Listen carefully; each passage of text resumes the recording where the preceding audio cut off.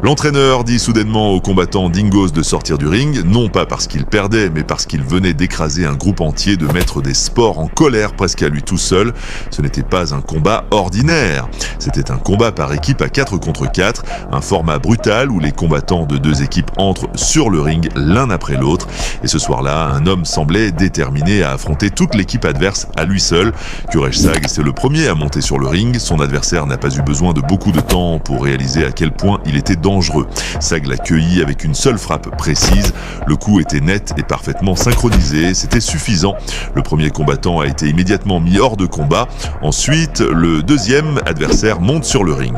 Il a essayé de garder ses distances et s'est fié presque entièrement aux coups de pied. Il n'arrêtait pas de lancer des middle kicks et des low kicks, espérant ralentir Sag et l'épuiser progressivement. Cependant, ces frappes n'ont causé aucun dommage sérieux. Sag a calmement évité les attaques, attendant patiemment le bon moment. À un moment donné, Goff a esquivé un autre middle kick et s'est immédiatement avancé, pressant son adversaire contre les cordes. Réalisant qu'il était en danger, le combattant a essayé de se sauver en se précipitant dans un clinch et en attrapant Sag. Au début, on aurait dit qu'il avait simplement glissé et qu'il était tombé tout seul, mais le ralenti a montré quelque chose de complètement différent. Juste une fraction de seconde avant de tomber, il avait reçu un coup précis à l'arrière de la tête qui l'avait complètement déséquilibré. C'était la fin du combat pour le deuxième adversaire. Maintenant, c'était au tour du troisième combattant. Comprenant que Sag avait déjà affronté deux adversaires et était probablement fatigué, le jeune combattant a décidé d'en profiter.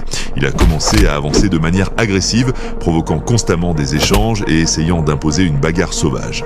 Le plan était simple, mettre KO le combattant épuisé.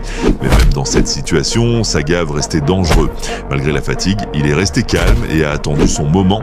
Et quand l'opportunité s'est présentée, il l'a saisie instantanément. Une frappe précise de plus et le troisième adversaire s'est effondré sur le tapis. Après une telle performance, l'entraîneur de Sagav a décidé que c'était suffisant. Il a demandé aux combattants de quitter le ring.